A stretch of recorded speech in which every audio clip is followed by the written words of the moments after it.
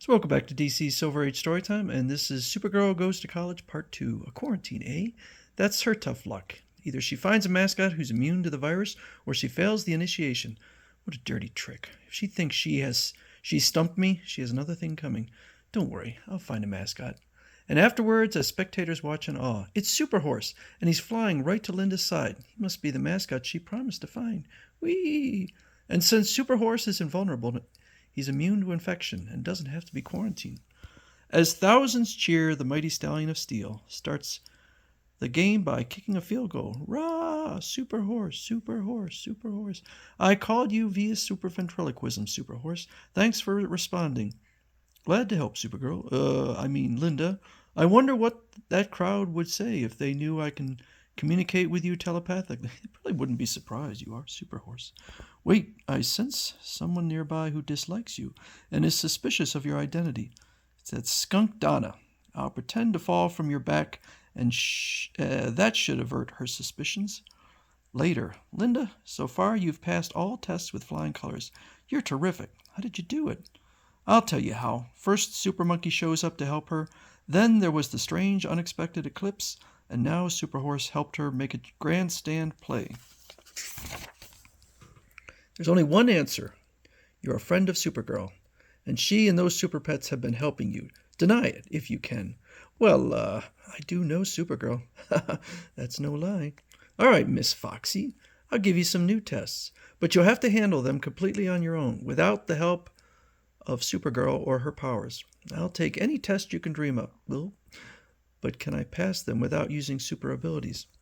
That campus bus will pick up 12 foreign exchange students from 12 different nations at the airport tomorrow. When they get here, you are to name the countries each came from without questioning them or getting any help from Supergirl. I think the sorority should just kick Donna out. Gulp. She certainly cooked up a tough one. The next day, here comes the bus with the exchange students. Where is that Danvers girl? I can't wait to see her muff this one. Here she comes now, 10-1. She outsmarts you again, Donna. Okay, there are the foreign exchange students. Now tell me where they came from. You'll have your answer as soon as they head for the college registration office. As the students walk toward the registration building, all those international flags. What is this, a UN celebration? No, just a little idea of mine to help figure out which native lands these students come from. To Donna's amazement, those students came from Indonesia, Nigeria, Arabia, Switzerland, Greece, Argentina, Spain, India, Ceylon, Japan, Pakistan, and Sweden. Boy, she's lucky with the flags. Clever, Linda figured out that each student would salute the flag of his home country. But where did she get those banners? It's simple. I remembered that there was an international track meet here at Stanhope 2 years ago. The athletic department loaned me these flags and poles, which they had stored away since then. That's using your head. You'll make a great member of our sorority. After the flags are returned, Linda has handled the toughest problems you've found for her. Give up, Donna. Let her into our sorority. No, there's one last test she must perform. I can't admit defeat. That little smart aleck has made me a laughingstock before my friends. Here's your last test. The college has just built a brand new library high up on that hill. It will replace this old building behind us. But the school can't afford the high trucking expenses to move these thousands of books to the new library. You're to find a way to transport the books without cost. Gulp. This is where I could use my superpowers, but I promise not to. Soon afterward, an emergency. What's this all about? Come on, let's see. Emergency meeting, all students report to the old library building. Then on the library steps, it's that Danvers girl talking to the other students. What's she up to now? And as loyal students of Stanhope, I'm asking each of you to check out 10 books on your library card and return them to the new library building. I still don't think that would be enough. As students eagerly follow Linda's instructions, Miss Danvers, that was a splendid idea. Now all our books will be transferred to the new library without cost. As chief librarian, I want to thank you. Oh, no.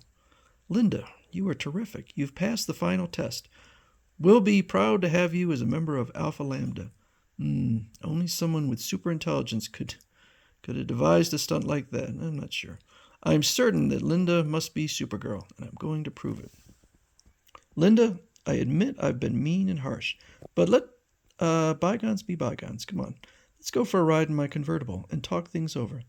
I'll be glad to, Donna. Maybe she's human after all. But as they drive through the nearby hills, Linda, I'm so glad to know that you're ready to be my friend. I'm just buttering her up until I get the chance to prove she's Supergirl, and this seems to be just the spot I've been looking for. Eek! My brakes failed. We're going over the cliff. My X-ray vision tells me the brakes are in excellent shape. It's just a trick to force me to reveal my Supergirl identity. I can't let her get away with it. Then, in a lightning move, if I save her, she'll know I'm Supergirl. But there's a way out. I'll twitch this rear view mirror back and forth at super speed so the reflected light rays will hypnotize her instantly. The car goes off the cliff. Donna blacked out. That gives me the split second I need to go into action as Supergirl. Those haystacks below are just what I'm looking for. At incredible velocity, Supergirl streaks across the pasture, and I'll shove these haystacks together and create one huge stack that will cushion the falling car. Then, like a flash of light, she switches to her Linda costume, and I did it all in a fraction of an instant. Now to rejoin Donna in the front seat. The shock of the fall will awaken her.